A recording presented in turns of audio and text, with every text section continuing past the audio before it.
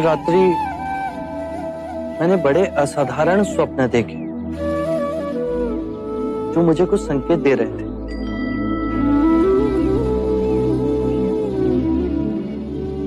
प्रथम स्वप्न में मैंने देखा कि ये पराक्रमी पृथ्वी मेरा बिछोना है, पर्वतों का राजा हिमालय मेरा सिरहाना है, मेरी बाईं भुजा पूर्व के महासागर पे विश्राम कर रही है, मेरी दाईं भुजा पश्चिम के महासागर में टिकी, मेरे दोनों चरण दक्षिण महासागर के जल से प्रक्षालित हैं।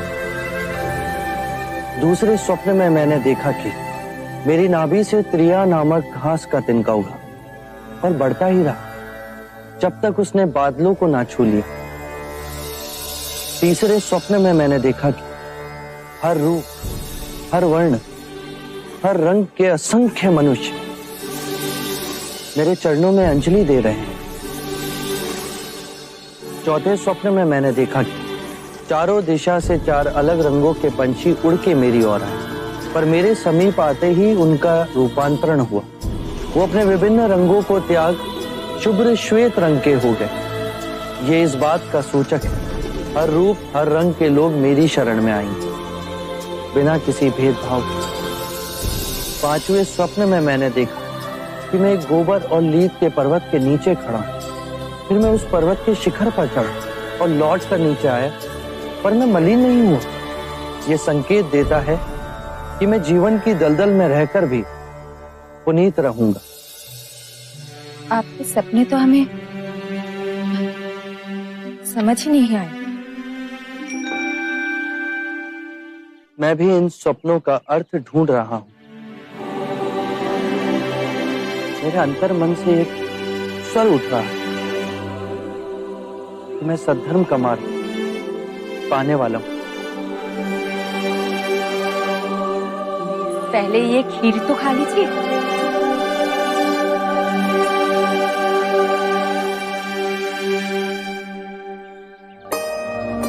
इस सोने के पात्र में खीर भी आकस्मिक नहीं। मेरे पहले जिन्होंने भी सम्यक संबोधि प्राप्त की, उन्होंने भी उसे प्राप्त करने से पूर्व सोने के पात्र में खीर खाई होगी। क्या मैं भी महान बोधित्व प्राप्त करने वाला हूं? खाइए ना।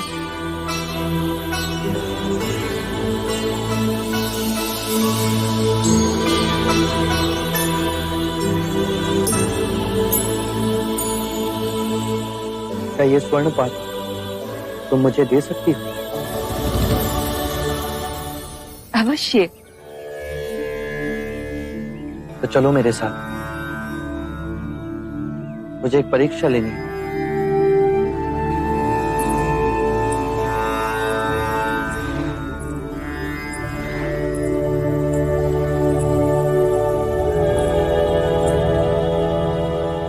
ये कैसी परीक्षा है? यदि मैं बुद्धत्व के निकट हूं तो ये स्वर्ण पात्र नदी के प्रवाह के विपरीत दिशा में बहेगा, अन्यथा डूब जाएगा।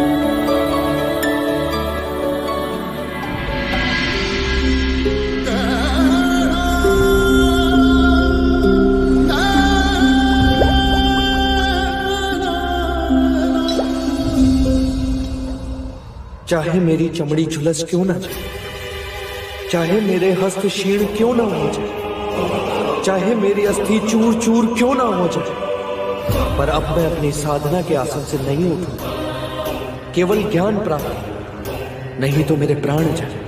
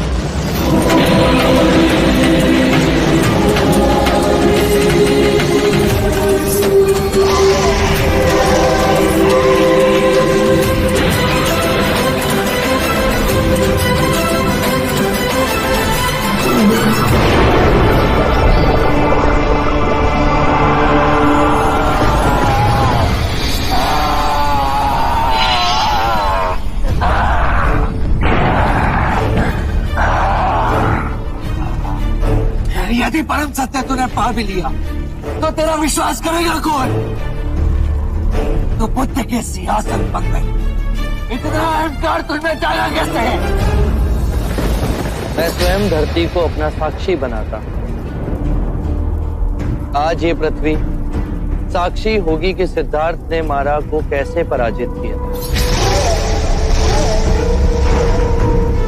ये पृथ्वी प्रतीक है कि हम दो विपरीत विचारधाराओं के बीच स्थिर हो सकते हैं, अंतर में और बाहर भी। सुख और दुख एक ही सिक्के के दो रूप। जब सुख की कामना का अंत हुआ तो दुख का भय समाप्त हुआ। जीवन का उद्देश्य हर जीव को विचरना है, उसे अपनी चेतना जगाना है। आकाश गंगाओं में यात्रा करो, पर पैर धरती पर गड़े होने चाहिए। मैंने पा लिया है सुख दुख, रात दिन, अच्छा बुरा, मन और माया का खेल, परंतु उसके बीच एक मध्य बिंदु है, वही जीवन का स्रोत है। और वो हर मनुष्य की चेतना में, कहीं बाहर नहीं।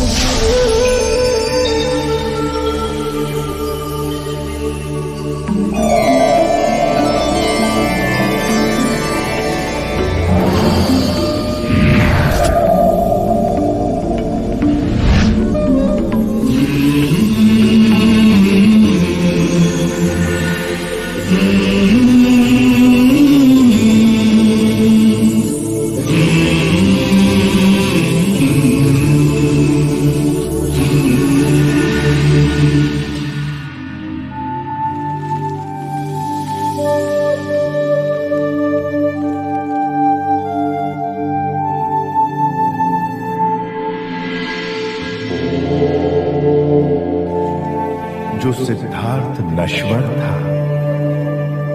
वो तुम नहीं, तुम बुद्ध हो, अविनाशनीय बुद्ध। बुद्ध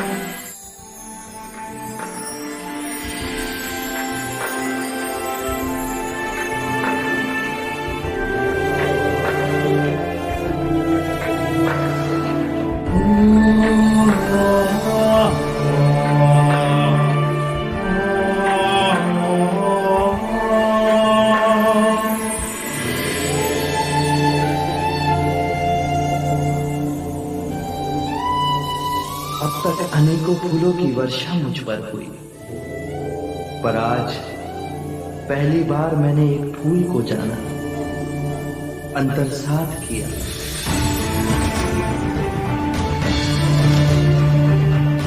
मैं जाग गया तो पूरी प्रकृति ही बदल गई। आज इतनी सघन शांति है जैसे अंतर के नीले आकाश से विचारों के सारे बादल छट गए। मैं भी तुम्हारी तरह स्वच्छंद हो गया।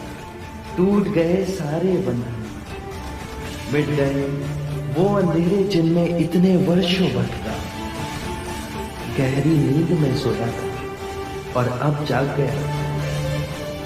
यदि मैं जाग गया तो सारी मनुष्यता भी जाग सकती है। सब जाग जाए तो पृथ्वी पर शांति और सुख का नया अध्याय शुरू होगा।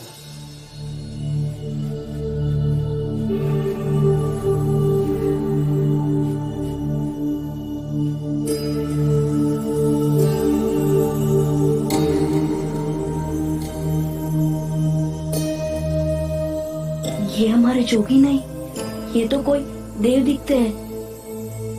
देखो देखो, उनके चेहरे से ही नहीं पर उनके पूरे शरीर से प्रकाश ही प्रकाश बह रहा है। मुनि को कुछ हो गया है। हे वृक्ष, जैसे माँ अपनी कोख में एक बीज को संभाल के उसे एक नया जीवन देती है, उसी प्रकार तुमने मुझे एक नया जीवन दिया। शत शत प्रणाम। जाके सुजाता दीदी को जल्दी बुला ला, कहना जोगी जाग गए।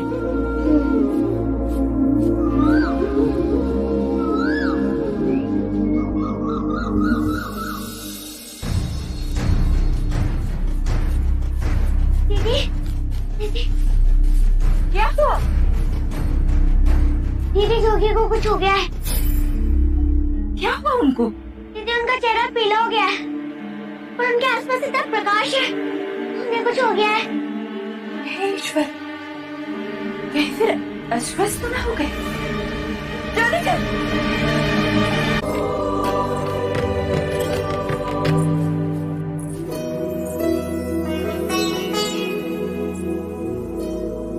आप हमारे जोगी ही हैं। आपकी आभा कितनी प्रकाशमय है। जैसे गयाशीष पर्वत पर उठता पूर्णिमा का चंद्र। आंखों में कौ समान करना और जंगल के सिंह समान निर्भीकता। आभार तुम सबका, आभार। हमने तो कुछ नहीं किया। निस्वार्थ प्रेम दिया। आपको आपकी जो खोज थी वो पूर्ण हुई है ना? हाँ, सोया जाग गया। ये कैसी अद्भुत खोज की आपने। हमें समझाएंगे?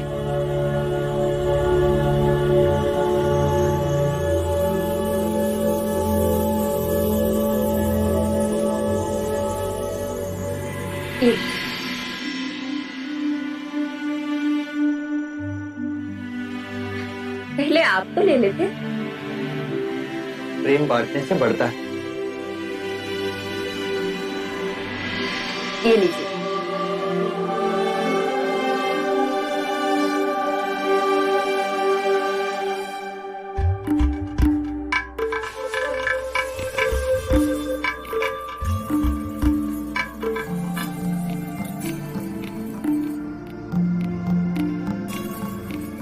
जब हम नारंगी खाते हैं तो हम उसे पूर्ण जागरूक होकर नहीं खाते। हमारे लिए ये नारंगी असत्य है। यदि ये नारंगी असत्य है तो इसे खाने वाला भी असत्य हुआ ना। बेहोशी में हम इसे खाते हैं। यदि हम इसे होश पूर्वक खाएं तो इसका अर्थ है हम पूरी चेतना से इस नारंगी के साथ एक रिश्ता जोड़ रहे हैं। ऐसा क्यों होता है? क्योंकि नारंगी खाने में हमारा ध्यान नहीं होता। हमारा मन अंदर ही अंदर असंख्य विचारों के पीछे दौड़ता रहता है।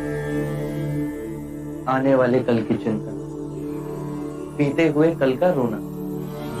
यदि वो इस ही क्षण में हो तो ये नारंगी यथार्थ है और फिर तुम भी यथार्थ हो, सत्य हो। जो व्यक्ति जागते है उसे इस क्षण इस नारंगी में वो सब दिखाई देगा जो एक बेहोश व्यक्ति कभी नहीं देख सकेगा। जागा हुआ व्यक्ति उस वृक्ष को देखेगा जहां ये उग जाए।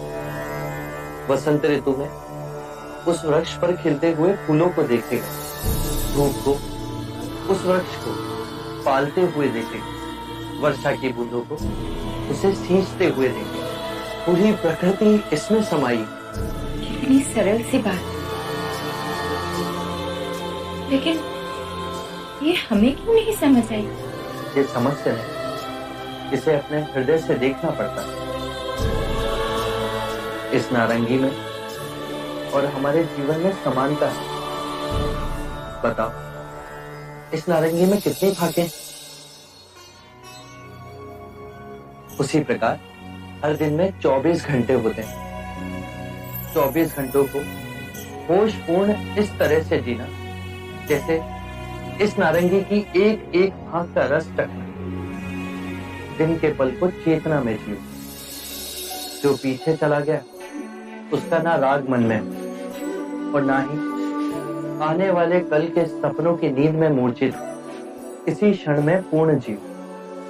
यदि जीवन ऐसे जी लिया तो एक समझ जागेगी अपने विषय में और उसमें, जिसे हम अपने से बाहर समझते हैं।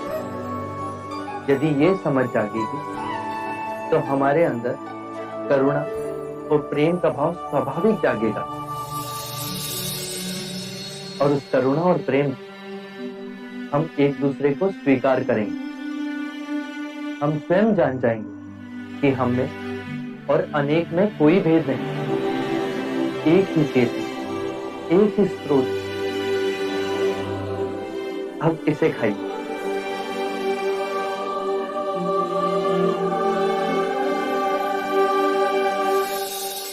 दीदी, ये वस्तु तो आप लाना भूल ही गई। ये मुनिवर, जब आप साधना में थे तब दीदी और मैंने आपके लिए बनाया था।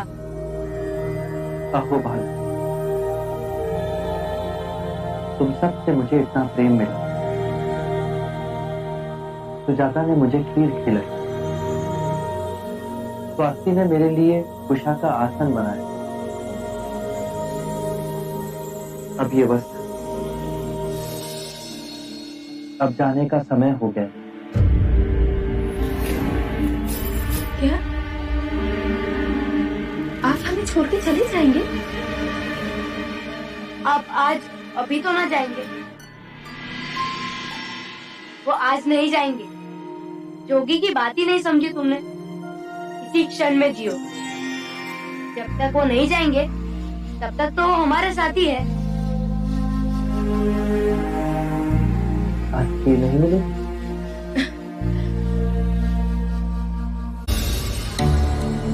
आप चले जाएंगे तो स्वाति, यदि मैं यहाँ रुका तो कितने प्राण इस संसार में मुक्ति के मार्ग से वंचित रह जाएंगे। परंतु हम आपके बिना कैसे रहेंगे? देखो स्वाति, तुम्हारे पानी में पत्थर फेंकने से एक तरंग उठी और उस तरंग से कितनी और तरंगे बनती गई। ऐसा क्यों हुआ? क्योंकि पत्थर ने पानी में गिरते ही पानी को ढकेला, इससे और तरंगे बनी। तो मैं गया कहाँ? तुम्हारे साथ ही तो हूँ। मैंने तुम्हारे, जटलिका, बालागुप्ता, पूर्णा और सुजाता के मन में एक तरंग पैदा की। अब ये तरंगे तुम सब दूसरों के मन में पैदा करोगे। और आप दूर जाके सबके मन में तरंगे पैदा करेंगे। इसे हम ज्ञान मार्ग कह सकते हैं। हाँ स्वास्थ्य, और इस मार्ग पर चलकर पूर्ण जागरूकता प्राप्त होगी। क्या हम आपको पूर्ण जागरूक व्यक्ति कह सकते हैं? मगधी में जागरूक व्यक्ति को बुद्ध कहते हैं। क्या हम आपको बुद्ध कह के संबोधित कर सकते हैं? अवश्य। बुद्ध, बुद्ध, बुद्ध, बुद्ध, बुद्ध, बुद्ध, बुद्ध, बुद्ध, बुद्ध, बुद्ध, बुद्ध। और जिस वृक्ष के नीचे आप जागरूक हुए। क्या हम उसे बोधि वृक्ष कह सकते हैं? हाँ, जिस वृक्ष के नीचे सिद्धार्थ बुद्ध बने वो बोधि ही कहलाएगा। बोधि वृक्ष, बोधि वृक्ष, बोधि वृक्ष, बोधि वृक्ष, बोधि वृक्ष, बोधि वृक्ष।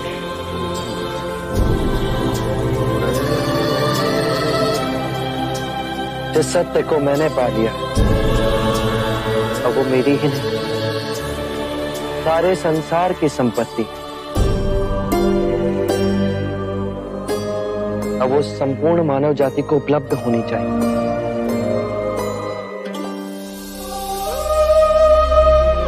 आप हमें कभी ना मिलेंगे।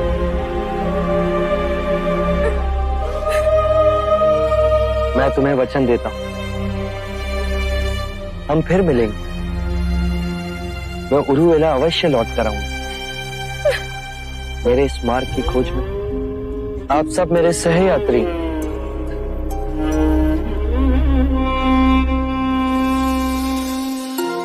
अश्वों के साथ मुझे विदा करोगे तो मेरा मन भारी हो जाए। आप सब मुझे मुस्कुराकर विदा करें।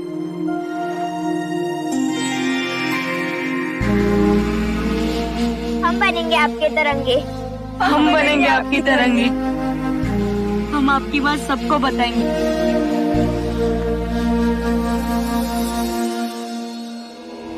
आरंभ हो गई निर्वाण प्रथा, सुनो सुनो ये बुद्ध कथा।